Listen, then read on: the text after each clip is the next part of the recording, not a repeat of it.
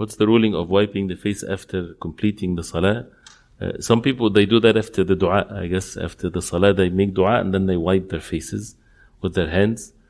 First of all, the dua after each salah, if it's meant by the dhikr that is proven from the Prophet ﷺ, the adhkar that we say after the salah, and that's dua, then to be said.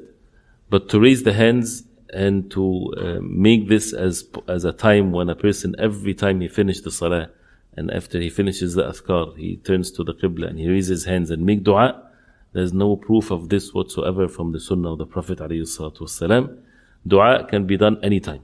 After the salah, before the salah. Of course, before the salah, between adhan and iqamah, there is clear hadith that the dua la yurad. Dua is not to be rejected at that time.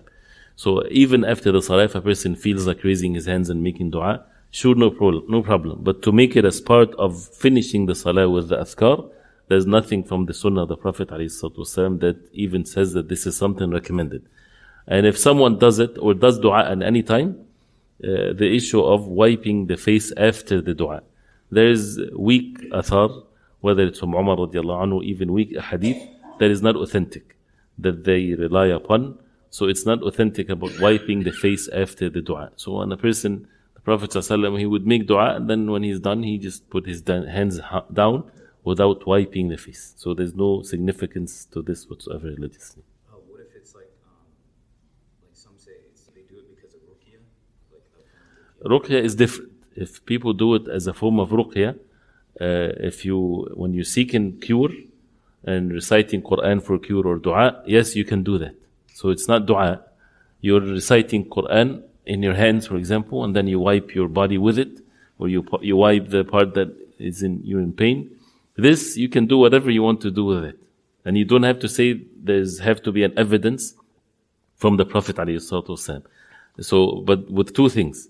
If you recite something of ruqya, like Quran, and you recite it on an organ of your body, or you wipe yourself as means of cure, because the Quran is cure, mashallah, do that, but with two things. The first one, that you don't believe that the Prophet ﷺ did that specific thing for that specific situation.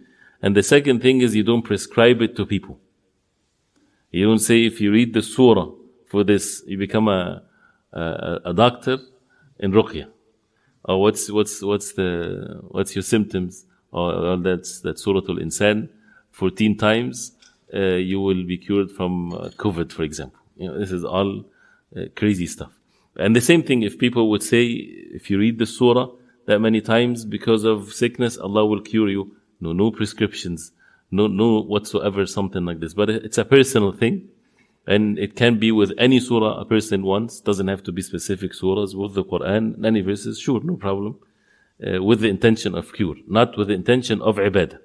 Ibadah is we follow the Prophet ﷺ. So if someone says it's a virtuous thing to recite these verses at this specific time and so on, then where did you get that from?